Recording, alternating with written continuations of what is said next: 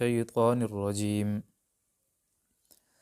بسم الله الرحمن الرحيم ولا تقولوا لمن يقتل في سبيل الله أموات بل أحياء ولكن لا تشعرون. رب ذوالجلال په دې آیات کې فرمای ولا تقولوا لمن يقتل في سبيل الله اموات، کم خلق چې زما په لار کې وفات شنو اغي ته مړی مه وایې، بل احیاء ولکن لا تشعرون، بلکې اغي ژوندي دي تاسو ته د دې علم نشته. شان نزول د دې آیات داسې بیانېږي په بدر کې څه صحابه کرام شهیدان شو، نو اته کسان داسې وو چې هغه مهاجرین او شپږ انصارو. نو دی به دا خبرې کولې چې وګوره دا څومره ډېر خلکو د ښه نعمتونو نه محروم شو، د دنیا نعمتونه ترې نه لاړه، هغې شهیدان شو. نو د دې رد دپاره رب ذوالجلال دا آیت نازلی، شهیدانو ته الله تعالی احیاء ویل، د ممات ویلو نه منې که چې دی مړه دي. د هغې وجه دا ده هغې خو په ظاهري لحاظ سره مړه دي چې ته د هغې زندګۍ ته ګورې، د هغې میراث تقسیمیږي، بیبیانې بل واده کولی شي، د هغې مال ته بل چا ته حواله کیدی شي. خو د شهید د درجې نه پس ته یو اقوا درجه ده چې هغه د انبیاو درجه ده، چې د هغې مال هم نه تقسیمیږي، میراث هم نه، د هغې بیبیانې هم بل چا سره واده نشي کولی.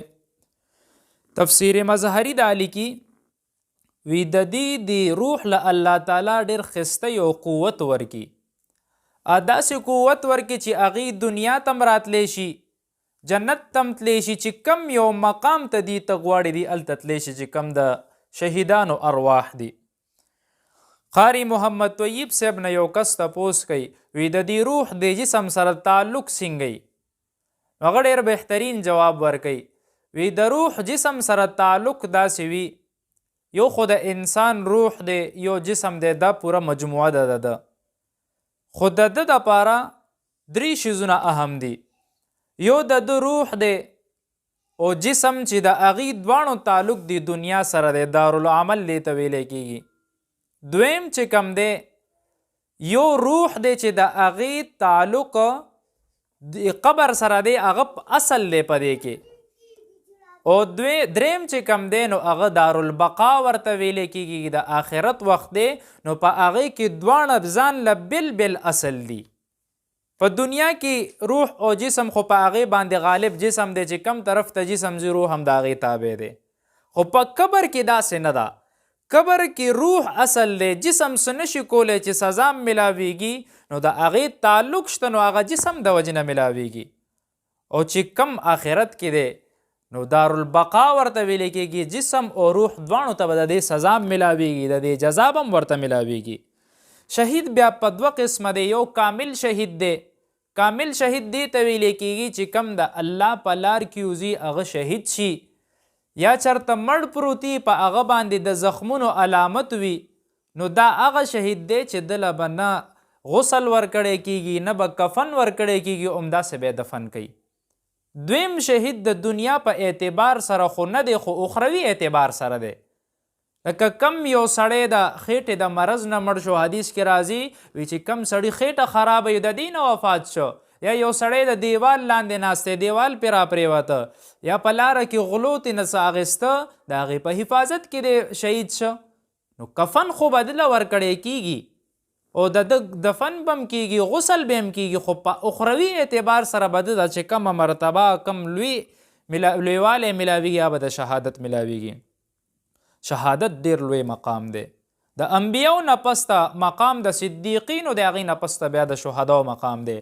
بخاري شریف کې راځي حضور پاک وایي چې زما دا ارمان دی چې زه د الله په لار کې شهید کړی شم، بیا دې ما له ژوند راکړی شي، بیا دې زه شهید کړی شم، الله ماله بیا ژوند راکړي، نو بیا زه شهید کړی شم. حضور پاک ته دې ډېر ارمان کړی دی. او بل فضیلت د شهید دا دی چې دی به د خپل خاندان اویا کسانو سفارش کوي. بل روایت کې راځي وی چې د شهید د بدن نه کومه وینه ځمکې ته کوزیږي وی په هغې کې یو قطره لا ځمکې ته رسېدل نه چې الله د ټول ګناهونه معاف کړی خو مګر قرض نه علاوه هغه قرض چې د چا نه اغستی دی په دې نیت باندې اغستی چې دله به زه واپس نه ورکوم او معاشره کې نن سبا خلک کوي په دې نیت باندې چا نه قرض واخلي وی مړه بیا خو وي قرضدار یې چا وجلی دی چا نه قرض والي یاره بس څه اسباب مې نشته بیا به ورسره رستو ګورو بیا ورپسې هغه چکرې لګوي ځي راځي هغه هلته کینولی خو چې رب نه یې معاف کړی نو دې کس نه یې معاف کړی الله دې بیا نه معاف کوي شهید ګناهونه به اله معاف کیږي چې کله هغه قرض ادا کړی روایت کې راځي الله تعالی ته دوه ساس کې ډېر زیات خوښ دی یو ساس کې د اوښ کې دی چې کله یو بنده الله ته کیني یو بد عمل ته نوشي او دې الله د یرې نه الله ته اوښ کتوي کې چې الله بس تا نه یریږم ما ته پته ده چې د دې بدل به رانه تا اخلي او دې سزا به راته راکې الله ته دا عمل ډېر زیات خوښ دی ته ډېر خوشحالېږي چې دا بنده زما نه ویرېده او دې دا وایي چې بره یو رب شته ما نه به تپوس کوي او دویم هغه یو ساس کې چې کم د الله په لار کې د یو مجاهد د بدن نه توی شي او یو ساس کې وینه ترنه لاړه شي او دوه علامتونه الله ته ډېر زیات خوښ دي یو علامت هغه دی چې کم سړی په جنگ کې زخمی شي د هغه په وجود باندې هغه نښې راشي د زخم د الله ته ډېر زیات خوښ دي او دویم علامت چې کله یو بنده عبادت کوي سجدې لګوي د ده په تندي نشان جوړ شي د ده په ګوډو باندې جوړ شي الله ته دا ډېر زیات خوښ دي خو د دین هم ډېره سختې منې راغلې ده چې کم سړی په زور باندې داسې علامت جوړي چې ما ته خلک عبادت ګزاره وایي جنتي سړی د ته دا چې کم مجاهد سړی دی او دی وفات کیږي د ته مخکې نه خوشبو محسوسیږي حضرت سعد رضی الله تعالی عنه سعد ابن ثابت دی چې کله شهید کیدو د احد په مقام کې حضور پاک څه صحابه لیږي وی وګورئ وی سعد څه حالت دی چې وی کته وی که ژوندی وي زما سلام پې وایي او وی که شهید شوی نو نورو شهداو سره پرېږدی چې صحابه کرام ورغه زخمیانو سره پروت و په آخره حالت کې و ورته حضور پاک در باندې سلام وی وی زما سلام هم په حضور پاک باندې وی حضور پاک وی څه محسوسې وی د دواړو جانو سردار ته وایه چې ماله د جنت خوشبو راتلل شروع شوه ابو هریره رضی الله تعالی عنه وی وی کله چې د یو سړي شهادت وخت راشي وي دوه داسې حسینې هورې د ته راشي وی چې د دنیا او ما فیها چې هر څه یې د نه هیر شي او وی داسې یو لباس د دپاره راوړي چې دا ټوله دنیا را یوځای کړي د ټولې دنیا قیمت راولګي هغه لباس ته نه رسي دومره لوی پروټوکول دله ورکړی کیږي حضرت معاذ رضی الله تعالی عنہ بارک راضي وی کله چې یو شهید کیږي نو وی د ته دومره تکلیف رسي چې څنګه یو میږې بل انسان لټک ورکي هغه ته پتم بعضې وخت کې نه لګي سعد ابن معاذ صاحب بارک راضي وی د لاس کټ شو په جهاد کې د ته پته نه لګېده یو بل صحابي را دي حیاس ابن قیش رضی الله تعالی عنہ وی د جنگ کولو په اس باندې سورو دومره جنگونه وکړو څه حد تیر شو وی چې کله ماښام شو وی کته وی د ده خپه نه و د ته پته هم نه ده لګېدلې چې ما نخپه چېرته کټ شوې ده نو الله په دې هغه دردونه کم کړي ته هغه شانتې تکالیف نه رسي او بل روایت کې دا راځي وی چې حورې د دې استقبال ته ولاړې وي موسی روحانی البازي رحمه الله ترغیب المسلمین کې یو واقعه لیکي وی مصر ته یولس کسان روانو د مصر په سفر باندې و په هغې کې دې سره یو مجاهد و هغه مجاهد په 11 ورځو کې نه څه خوړه نه څه څکل بس په سفر مستقل روانو نو یو ملګری ته په لار کې تپوس کوي ورته وایي وی څنګه چل دی یاره وی ته خو نه خوراک کې نه څښاک کې تش عبادت کې او سفر کې او ورته وایي وی کله سفر اختتام وشي تاسو ته به زه د دې پوره کیسه وکړم کله چې سفر ختم شو ورته وایي دا څه ماجرا وه او ورته وایي وی زه یو مجاهد یم وی ما به جهاد کولو وی زمونږ په ځای کې دا جهاد یو عجیبه سلسله وه مونږ به ووتو په جهاد کې به شامل شو خو وی یو ځل په مونږ باندې اغیارو دومره حمله وکړه چې مونږ ټولې راټینګ کړو وی ټول کسان زمونږ شهیدان شو وی داسې وه وی چې زم په هغې کې پروت یم د مرګ په حالت باندې پروت یم وی 2 ورځې په هغه شهیدانو منځ کې پروت یم ځکه په صحرا کې پراتو نو وی ما چې کله سترګې کولو کې نو وی اسمان نه ښکلې شانتې هورې را روانې وې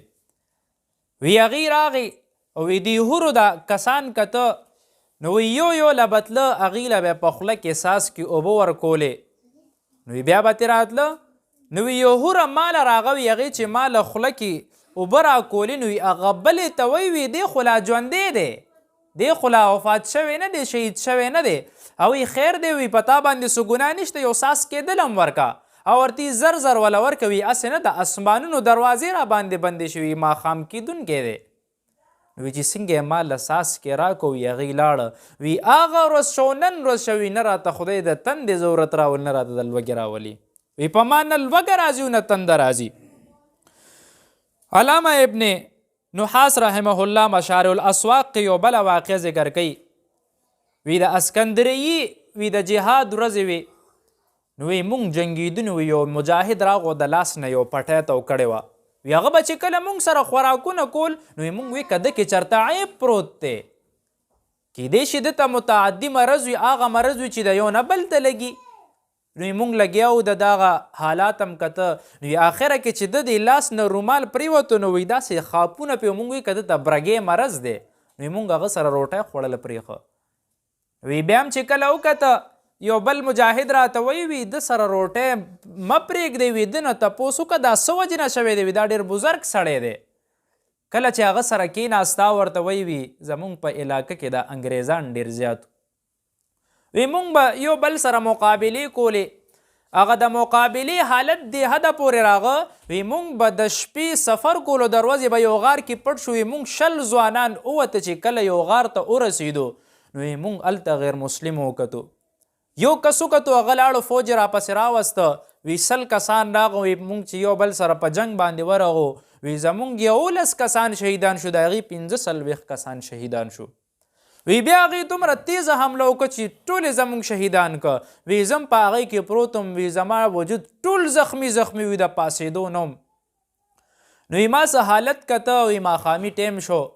نو په دې وخت کې الله تعالی د اسمان نه حورې راواستولې او ویلې وی هذا نصیبي هذا نصیبي. هر یو به وی چې دا زما دی، بلې به وی دا زما دی.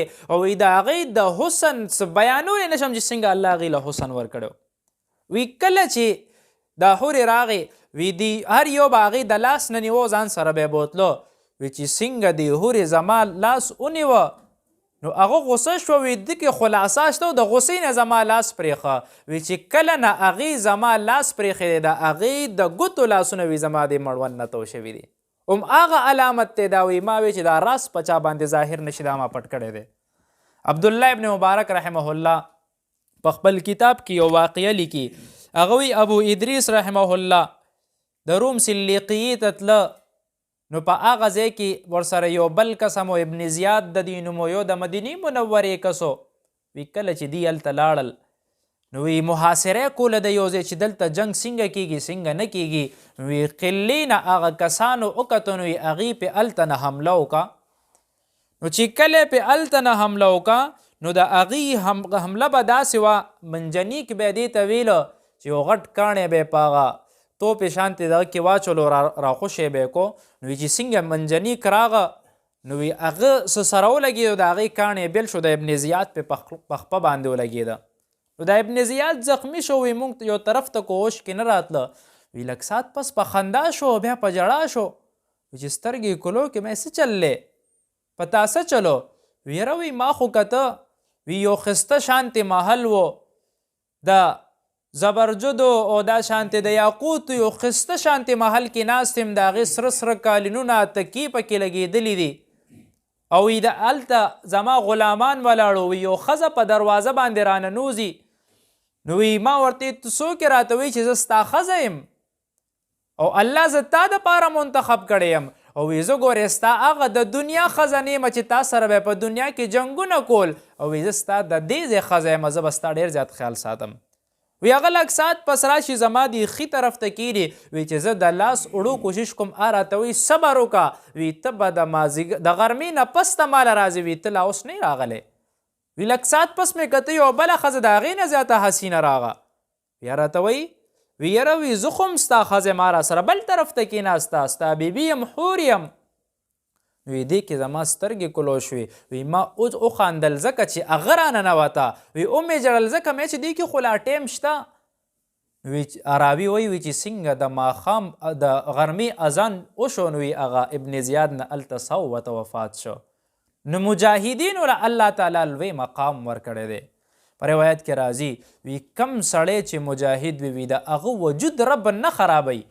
شهید ته شهید ویلی کېږي ځکه چې دی به الله ته مخامخ پیش کېږي. او وی که تانوی رحمه الله لیکي وی د کم مجاهد وجود که ځمکې خراب کو نو وی هغه شهید نه دی، هغه د دنیا دپاره وي د شهادت جهاد کړی دی چې یاره خلک راته په دنیا کې بهادر وي یا راته مجاهد وي. او بل روایت کې راځي وی الله به د قیامت په ورځ خاندي په یو خبره باندې. وی قاتل ته به هم خاندي او مقتول ته به هم خاندي. وی قاتل ته به داسې خاندي وی چې د مسلمان او د کافر جنګ یو مسلمان په هغې کې شهید چې دی را روان وي الله به دته ډېر خاندي، خوشحاله به وي ورته. وی مقتول ته به داسې خاندي وی چې کم دا بل کس وجلی دی وی دته به هم رب په خندا شي. وی ځکه وی د بعد کې اسلام وروړي دی بیا په اسلام کې شهید شوی وی الله به دته ډېر زیات خوشحاله وي. نو الله تعالی دا شهدا او مقام ډېر لوی بیان کړی دی. وی چې دې ته مړي مه وایي وی دا ژوندي دي. او حضور پاک په خپله د شهادت هغه التجا یې کړې ده، رب نه به دعا غوښته، صحابه کرامو به دعا غوښته. او چې کله به د جهاد وخت راغو صحابو به دا نه وي چې ته مخکې شه، هر یو نه به یې ځان مخکې کولو. بعضې صحابو باره کې راځي وی چې هغوی به یو بل سره مقابلې شروع کړي، وی چې زه مضبوط ښکارم بل وی زه مضبوط ښکارم. دا په اسلام باندې ځان قربانول او چې دا قرباني راغلی د هغې د وجې نه الله تعالی اسلام له یو لویوالی او بروالی ورکړی دی. واخر دعوانا الحمدلله رب العالمین.